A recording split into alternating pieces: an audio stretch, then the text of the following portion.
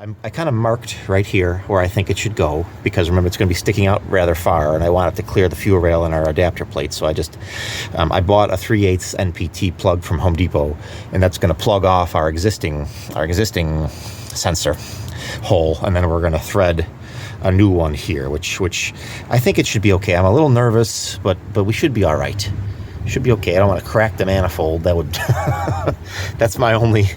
We should be all right, though. It's just a little bit of aluminum. I'm not afraid. I know what I'm doing. I hope.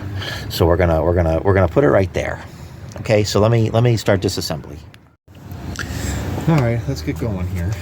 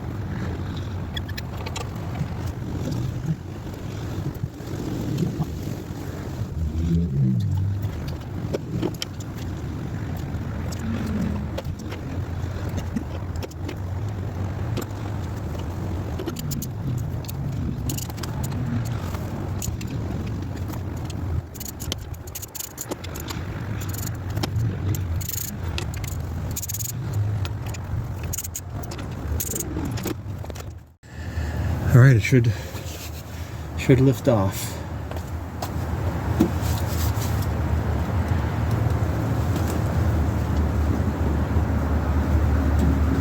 Oh yeah?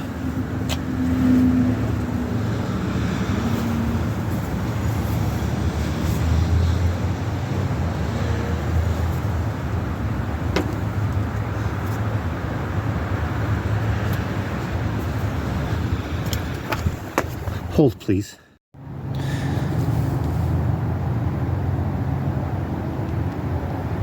Another problem I've been having from driving the car around is my intake air temperature, and I installed a water methanol injection system on this car, and the intent there was to cool off the intake air temperatures, but the system seems it is definitely working. I can see the air does cool off, but I believe it's performing fairly poorly. I'm not getting.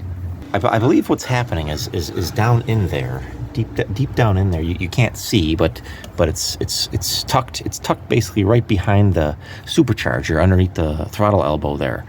There's the intake air temperature sensor, and as you can see, there's a 1/2 inch thick plate here of aluminum, and then if you watch the build of this car, there was another 1/2 inch thick plate of aluminum that I welded into the aluminum cast manifold from the 93 Crown Vic. So the point I'm trying to make is there's basically an inch thick of a large, very large mass of aluminum that I believe is just, we have coolant flowing through it, and it's bolted directly to the engine, so when the engine heats up, and let's say what seems to be happening is when the engine is, let's say just sitting in traffic, let's say you're in rush hour, or if there's a lot of red lights or something like that, and the engine is just sitting there idling, it just gets hotter and hotter and hotter, and then your fan kicks on, and your cooling system starts working hard to keep the engine cool, and then the engine gets warm, and then I believe that what's happening is the whole intake system just gets soaked with heat, including the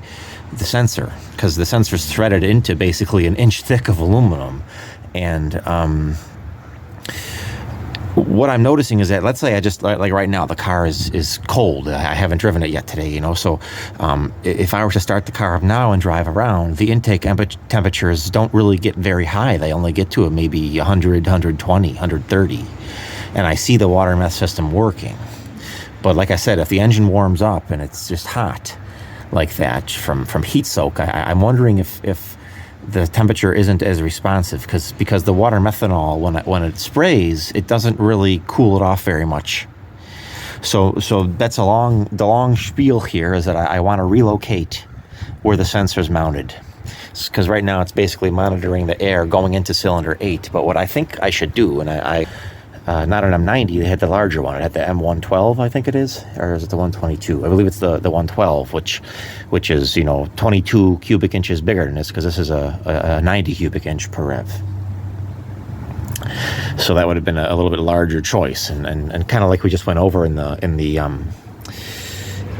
water meth video, I showed you guys that how the volumetric efficiency of the supercharger is outputting boost. It is flowing enough. It is flowing enough. Yeah, yes, the 112 would have been a better option, but I paid $45 for this thing.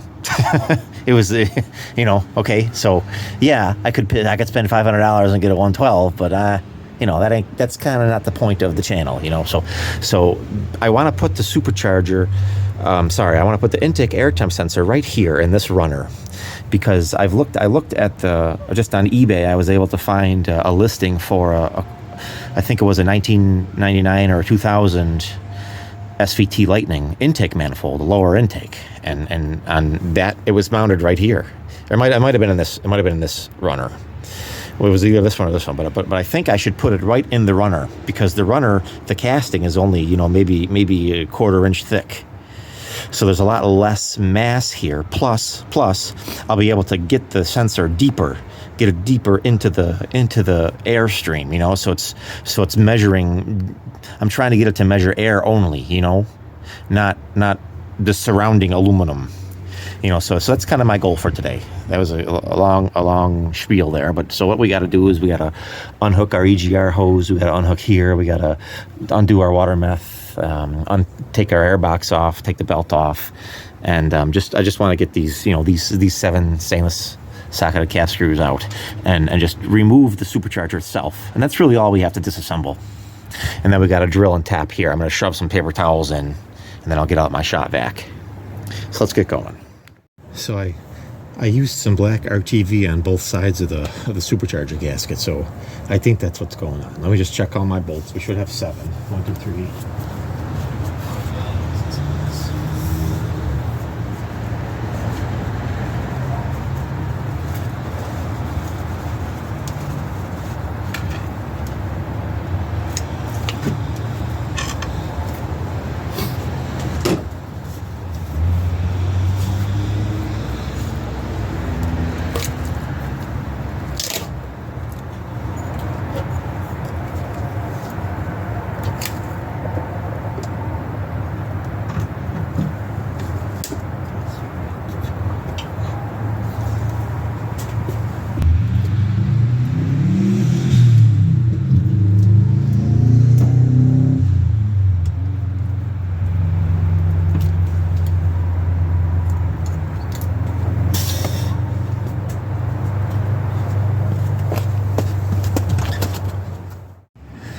Yeah, I just put the supercharger downstairs. I'll show it to you. Looks pretty good. But now I just want to scrape that gasket off. Then I'm going to scrape the supercharger off, and then I'm going to do my best to plug that port. Shove a paper towel down in there or something. Let me think about it.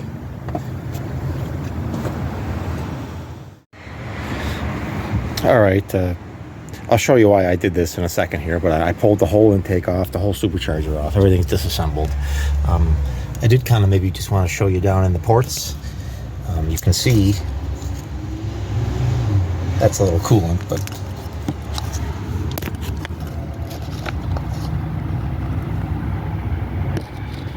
yeah, I mean, the intake valve looks steam cleaned, So does that one.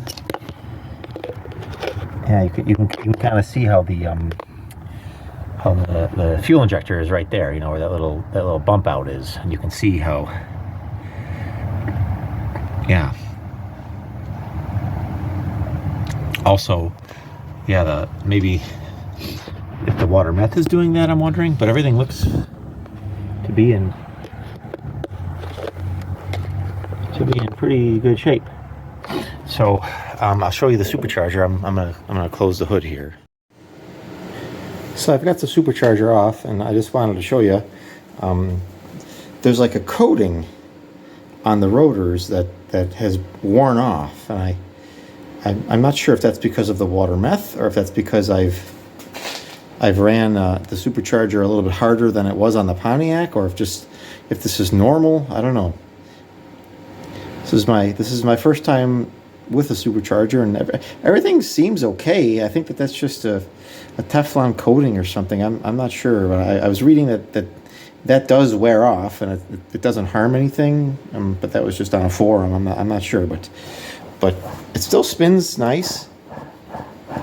And I have a tiny little oil leak here from my weld, so I just got to JB weld that back up again, and that's good to go. So now we'll go work over on the intake manifold. So I don't know, these gaskets seem perfectly fine. I'm wondering if I could even reuse them. I bet you it would be okay. So let's get the intake on the bench. So I just got the intake on the bench now, and kind of cool. You can see there's our 39 pound an hour injectors, and then I'm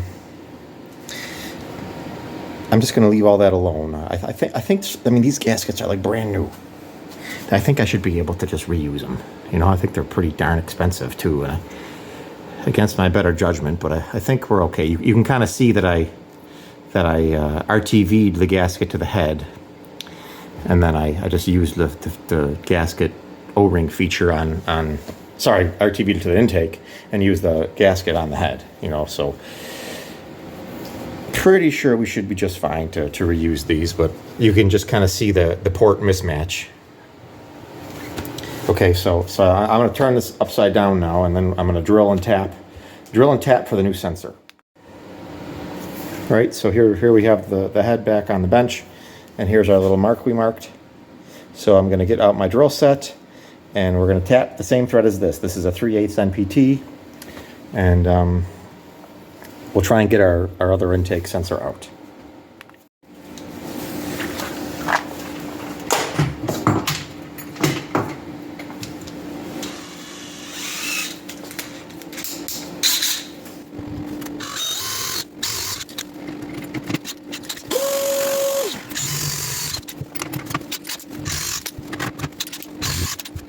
This one would be more easy for me to access, because it's, you know, not heat, and there's not this claptrap in the way, and I figured this would be a nice clean shot, you know. So I drilled and tapped for another 3/8 NPT port, and I'm thinking that this is going to be a lot better of a location because it's basically directly in the airflow path, you see. And maybe I can zoom in a little bit, and you can see I've even oriented the sensor so that it's like right, you know, perpendicular with the airflow. So this should be basically an optimum location for it. And this material here is only about, you know, 4 threads thick. So it's, you know, what, maybe 3/16 of an inch. So it's going to be, I think, a lot more of a responsive sensor now. It's going to give me a more accurate measure of the true intake air temperature, whereas over here it was, I would say, more like muffled, you know, a lot more sluggish. Here it'll be a lot sharper, I'm hoping. So now I'm going to put this all back together again, and then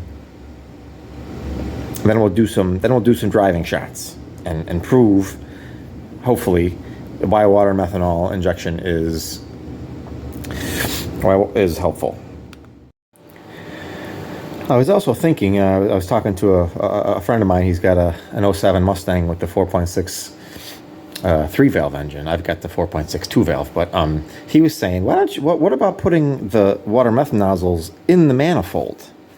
And I was like, geez, I really have nowhere to do that. I can't put it here because there's no. That's the water jacket, and that's the cooling port. I mean, back here, but what would that really get me? I could put it there, I guess. But that would just be spraying. That was crazy. They would just be spraying into there. But then he was saying, well, maybe if you put it from the bottom, which could potentially work. Like if I were to put one. If I were to put one, maybe. Now this isn't going to stand up, but somewhere maybe like one there, and maybe one like somewhere over here. Like that third runner in, and it just had a dual nozzle setup, and that could work. That probably would be like the best spot to put water meth. You know, plus it wouldn't be going through the supercharger. You can see that there used to be like a coating, a Teflon coating, I think it's called, down there on the rotors, but like it's on like the root of every rotor blade, and it used to be, when I put this together, it used to be on the whole rotor. I mean, it was chipped. It was starting to chip. There were some chips in it. So maybe, and the people are saying that that's maybe normal. But then I also heard that it would be bad for you to run water meth through the supercharger itself, because that would flush your bearings out. But the bearings I bought said that they can have water meth through them. So I'm just getting all these conflicting ideas, and I'm not sure what. But I guess if I were to put it in the manifold, maybe I should do that now. You know, I've got the tap. I could at least just put two ports in it. Where's the tap? Yeah, it's right here. I mean, it's just an 1/8 inch NPT. That's all you need. And I could just, put, one right here would be pretty perfect. Just put a nozzle right there, and that would probably get me my front 4 cylinders, and then maybe another one right there, and that would give me my rear 4. So that would be ideal. Then I'd have a pretty slick setup, I think. But then I'd have to go get another nozzle. Let me think about this. So I got to thinking, we have 8 runners, 1, 2, 3, 4, 5, 6, 7, 8. And I'm thinking, let me space them evenly. So I'm thinking there would be 4 on the outboard and 4 on the inboard. And then I just measured, the width of the intake manifold is pretty much, with a tape measure, pretty much dead nuts 15 inches. So right in the middle would have been 7.5. So I'm thinking I would drill a hole here and drill a hole here and tap it with the 1/8 inch NPT tap. And then I could have a dual nozzle setup. But then the one nozzle I have, well, I would have to get a smaller nozzle. I would have to get 2 smaller nozzles, and then a push to connect T. Or I guess I could hard plumb it in. That would kind of cool. If I just plumbed it in with some brass plumbing or something, that'd be kind of neat. Let me think about this.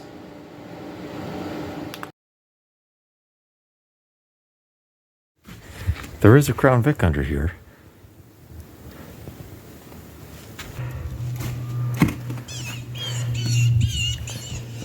Holy crap.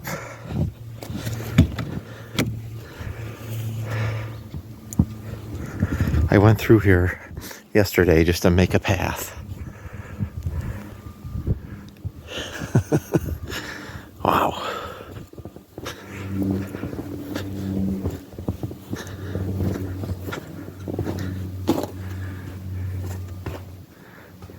So there's a Crown Vic.